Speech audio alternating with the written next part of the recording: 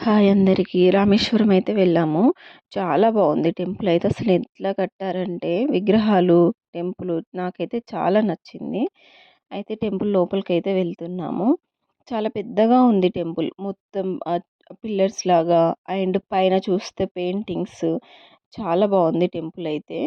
అయితే ఇక్కడ మనకి 22 బావులైతే ఉంటాయి. వాటిలో స్నానం చేయాలని చెప్పారు. కానీ మేమైతే మాకు తెలియలేదు ఫస్ట్ ఆఫ్ ఆల్ అక్కడికెళ్ళాక. ఓన్లీ దర్శనం చేసుకొని మాత్రం బయటకొచ్చాము. బావులు అట్లాంటివైతే ఏం చూడలేదు. టైం లేదసలు వెళ్ళాలి ఆ రోజు. కానీ అనుకోకుండా రామేశ్వరం అయితే వెళ్ళాము. టెంపుల్ అయితే నాకు చాలా నచ్చింది పర్సనల్‌గా. బావుంది. పైన పెయింటింగ్స్ కూడా పురాతన కాలం నాటి కట్టడాలు, పెయింటింగ్స్ ఇక్కడైతే మనం చూడొచ్చు. అయితే కాశీకెళ్ళిన వాళ్ళు ఖచ్చితంగా రామేశ్వరం రావాలి అంటారు. లేదంటే రామేశ్వరం నుంచి కాశీకైనా వెళ్ళాలి అని అంటారు. 2 ఖచ్చితంగా దర్శించుకోవాలి అని అంటారు. ఇక్కడ చిన్న చిన్న లింగాలున్నాయి గదా! అవి 108 లింగాలైతే ఉన్నాయి.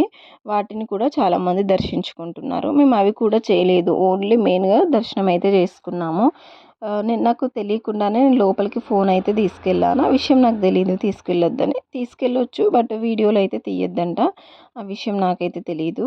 అయితే వీడియోలో అయితే తీశాను. పెయింటింగ్స్ చూసారా ఎంత బాగున్నాయంటే అసలు చూస్తూ ఉండిపోవాలనిపించింది. ఆ కట్టడం గానీ, పెయింటింగ్స్ గానీ చాలా బాగుంది. ఆ కాలంలోనే ఇలా కట్టారంటే చాలా గ్రేట్. పైన చూడండి ఒక్కొక్క డిజైన్ ఎంత బాగుందంటే ఈ కాలంలో అసలు ఇది కట్టగలుగుతారా అన్నట్టయితే ఉంది.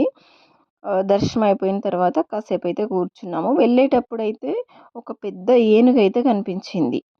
ఆ ఏనుగు కూడా చూసాము.